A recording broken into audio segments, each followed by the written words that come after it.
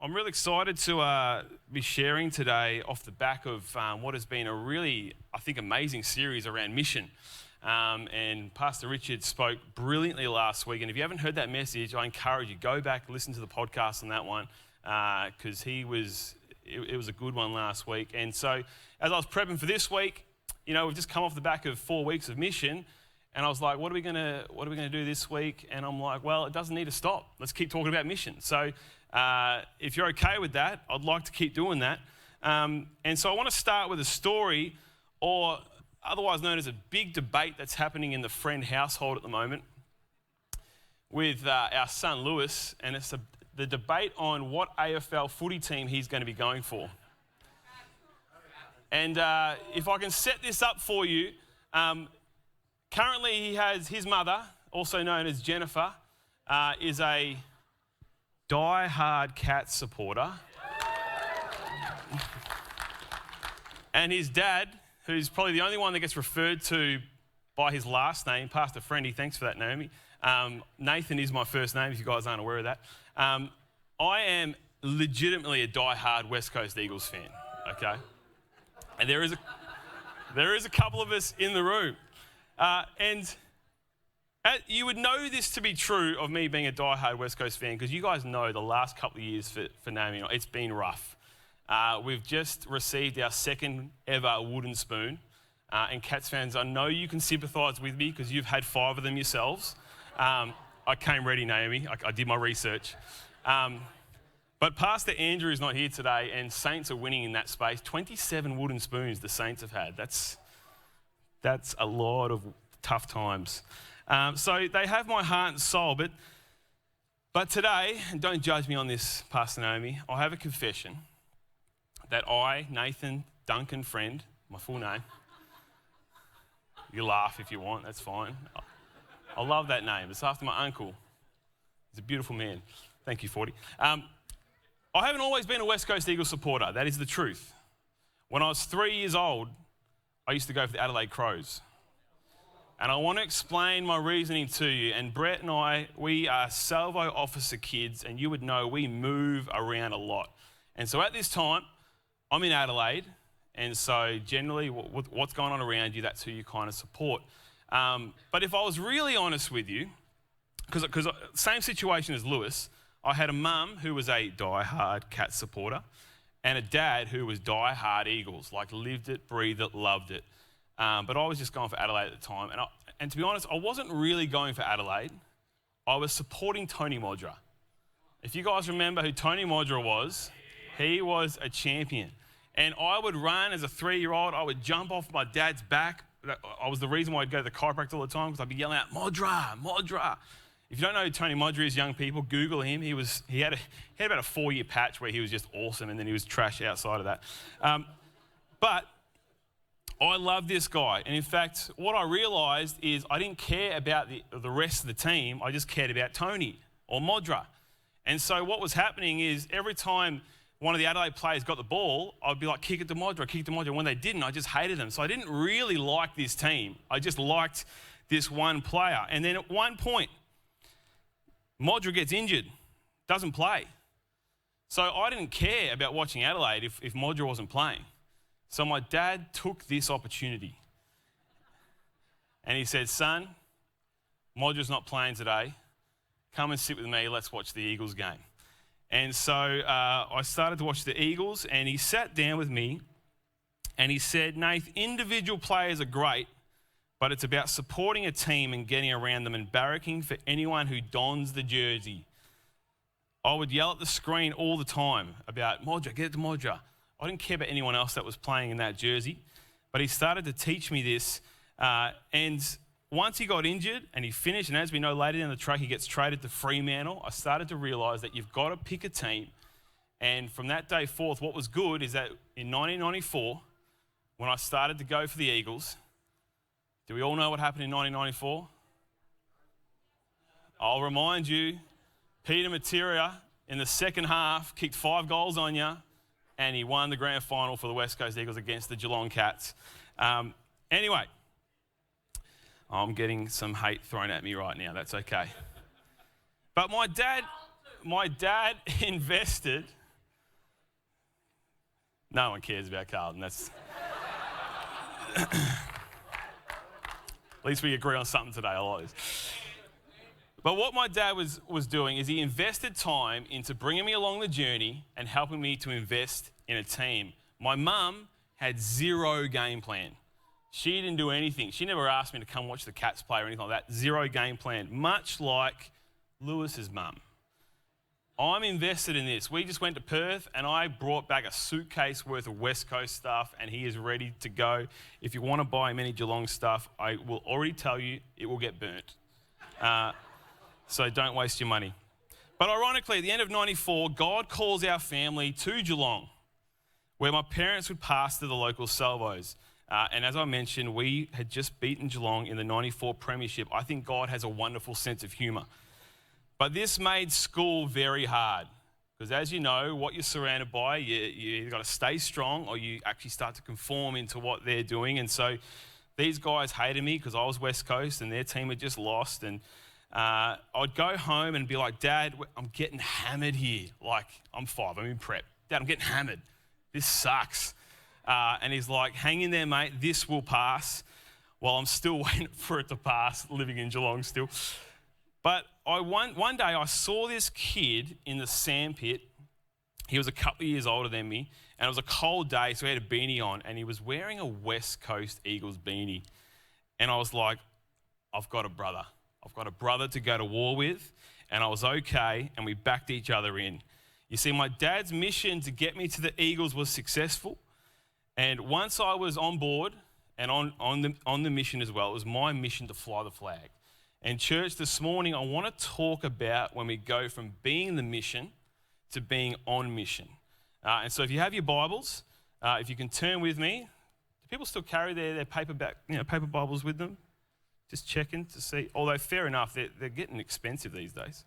But if you can turn with me to Mark chapter 5, and I'm going to be working through verses 1 to 20 today. And it's the story where Jesus restores a demon-possessed man. And it comes off the back in Mark chapter 4 of Jesus calming the storm. It's quite a well-known story. And so he's already done something pretty cool. And then sort of this happens. And so I'm going to read, and the first 5 verses says this. So they arrived at the other side of the lake, in the region of Gerasenes, where Jesus climbed out of the boat.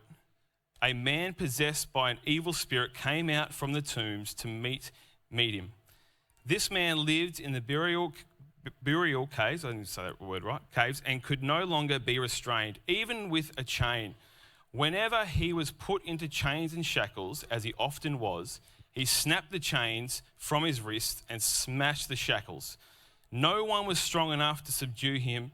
Day and night he wandered among the burial caves and in the hills, howling and cutting himself with sharp stones. This man was in a bad place. And what I see when I read this first 5 verses and we dive into the scriptures is that this is giving us a picture of absolute desperation. And the first point I want to talk about when we talk about mission and when we go from being the mission to being on mission is that there is a point of desperation, the desperation of the demon-possessed man. You know, here we encounter a man possessed by demons living in the tombs in utter misery and completely isolated from society. This is a clear representation of a time when this man was the mission, a soul in desperate need of redemption. His condition represents the depths of spiritual and emotional despair that people can experience in life. This man's story reminds us that many around us may be suffering silently today, trapped in their personal tombs of addiction, depressions, and the list can go on, with no clear way of how to get out of it. And it's our duty as followers of Christ to reach out and show them love and compassion. This man's life was a reflection of hopelessness, but we know the source of hope is Jesus, and when he lives in us, then we become a reflection of hope. Isn't that good news? This is something we don't always get right, but I think about this, a man who no one could bind him down. He had supernatural strength. He would torment himself crying and cutting himself, uncontrollable behavior. No one could tame this guy. And as soon as Jesus gets there, it all changes. That's power. And as we continue on with this story, we pick it up again in verse 6. And it says, when Jesus was still some distance away, the man saw him, ran to meet him, and bowed low before him. With a shriek, he screamed, "Why are you interfering with me, Jesus, Son of the Most High God? In the name of God, I beg you, don't torture me." For Jesus had already said to the spirit, "Come out of the man, you evil spirit." Then Jesus demanded, "What is your name?" And he replied, "My name is Legion," meaning many demons, because there were many of us inside this man. Then the evil spirits begged him again and again not to send them to some distant place. There happened to be a large herd of pigs feeding in the hillside nearby. "Send us to those pigs," the spirits begged. "Let us enter them." So Jesus gave them permission. The evil spirits came out of the man and entered the pigs, and the entire herd of about 2,000 pigs plunged down the steep hillside into the lake and drowned in the water. And what a sight that would have been. Imagine being there at that time, seeing this happen. But I want to talk about the power. Second point for today is the power of Jesus to set us free. What's cool about this story again is that when Jesus arrived on the scene, he didn't seek this man out. The man came to him as the demons recognized his authority and pleaded with him. It's like you see this person who you know you can't beat, and they go, "Oh man, like we had a good ride, but bummer, he's come and now we can't defeat this thing." If I was speaking to young people on a Friday night, I'd give them an example of, it's like rocking up to a Div 4 social basketball game. And you're warming up and you're like, "I'm going to win this game." And then you look down the other end and Shaquille O'Neal's warming up for the other team. There's no chance of beating that person. And you're defeated straight away. And so this is the power that Jesus has. That even the enemy, the worst of the worst, as soon as he walks into the space, they go, we are now stuffed. In fact, begged them to send them somewhere else, pleaded with him. Such is the power Jesus has. The incredible healing of the demon-possessed man demonstrated the power of Jesus to set us free from the chains of sin and darkness. A reminder, a powerful reminder that no matter how bound by our past or our mistakes we may feel, Jesus has the power to free us and give us new life filled with purpose and hope.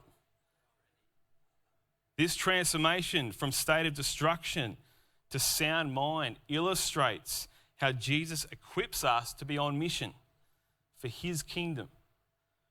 He has a plan for you and he has a plan for me. Man, I don't know, but that's the power that I want to have access to. And so I brought a prop with me today just to kind of illustrate this a little bit. And this is the cross, which is kind of, our faith is based around an image like this. And we know the story of Jesus dying on the cross for us. But there was a time where we stood over here and we were the mission. You're sitting here today, and for those that believe in him, at some point of the game, you were the mission.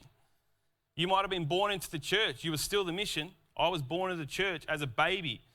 My parents were praying over me. I was their mission. My grandparents were praying over me. I was there. In fact, my grandma, if you had a grandma like mine, she had a whole knitting club praying over us. She left no stone unturned when it came to us. But we were the mission. And then at some point of the game, when we go from the mission, we have to make a decision whether we want to believe this or not. And so as a 5-year-old, I remember making a decision for the first time. I went from the mission, I came to this point. For me, the feet of Jesus was kneeling beside my bed with my mum. And I said, "Mum, would you pray the prayer with me? I want to accept Jesus into my life." As a 5-year-old. It's pretty good for my parents. Like, it only took them 5 years to get me. And so I prayed that prayer. And then once we make this decision to follow him, then at some stage of the game, we then got to be on mission. So we go from the mission, accepting him, and then we go. And so as a 5-year-old, I made this decision to follow Christ. And as you would probably know, if you're a 5-year-old, or if you were 5 as well like me and you made a decision to follow him, your understanding of Christ was fairly basic.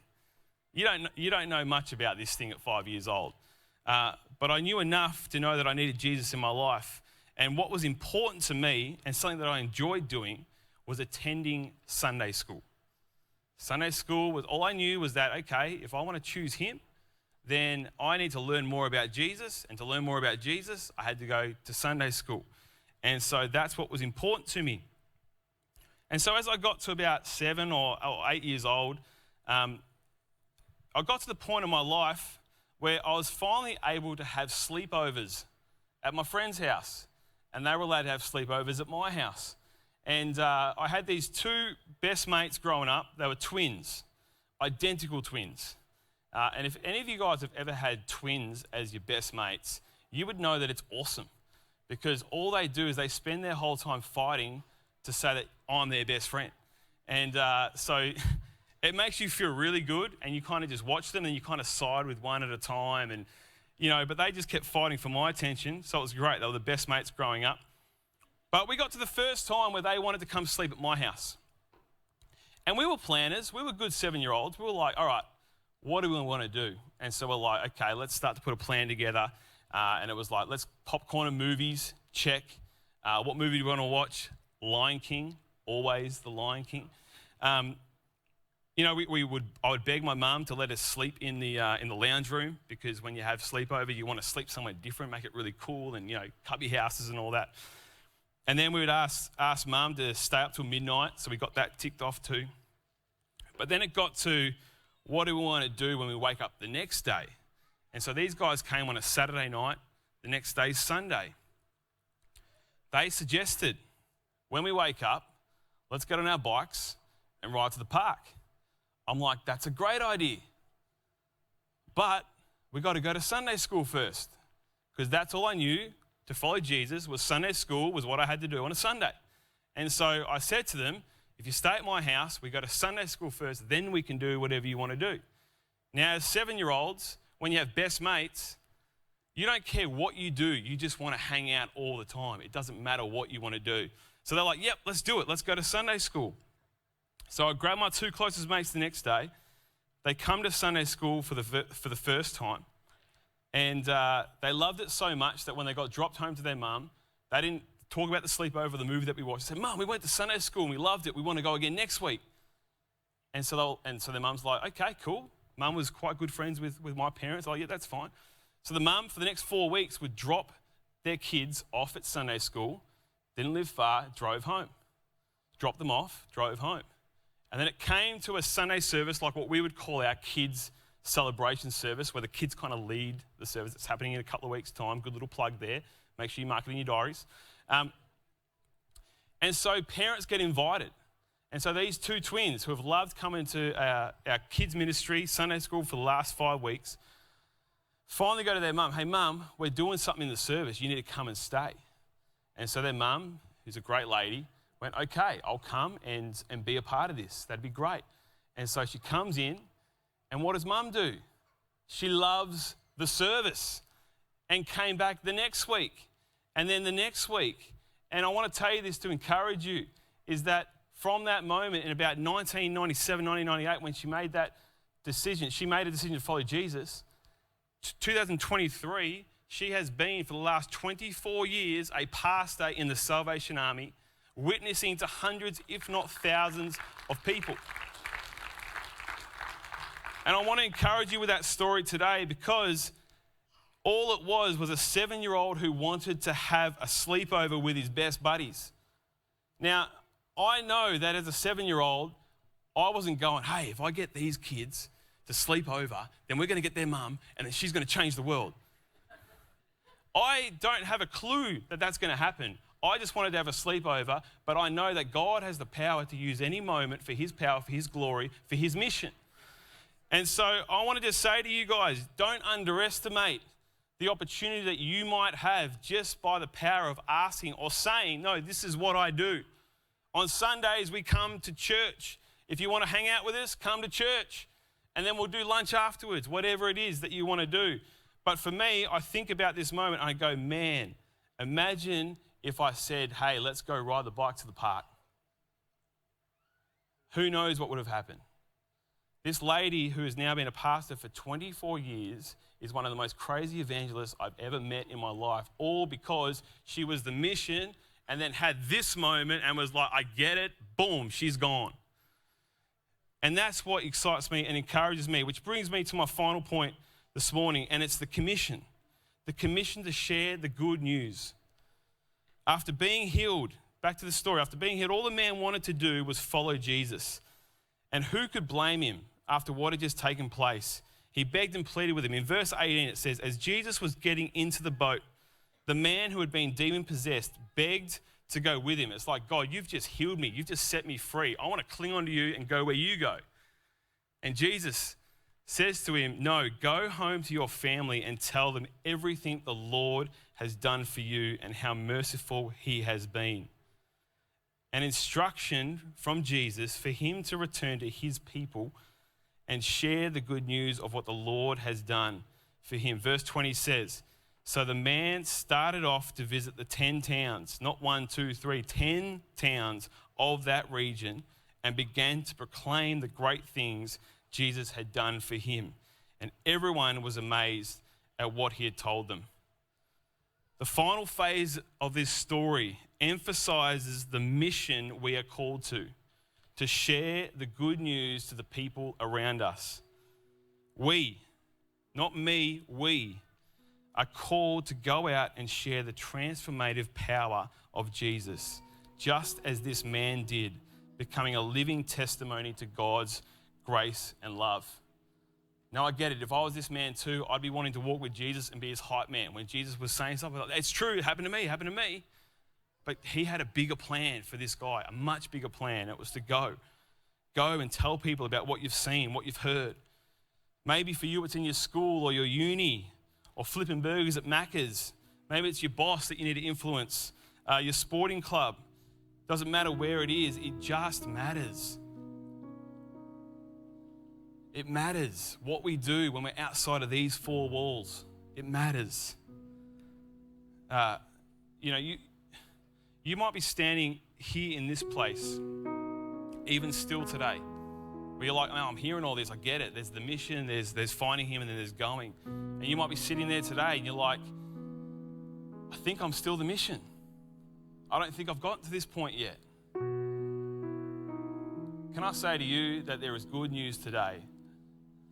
Because what I've understood in my life is that there's two things that I need to do. And one of them is I need to share the joy and hope that I've received. And I hope you felt that today. That when you accept this, there is joy, hope, love, and grace that all comes with this decision.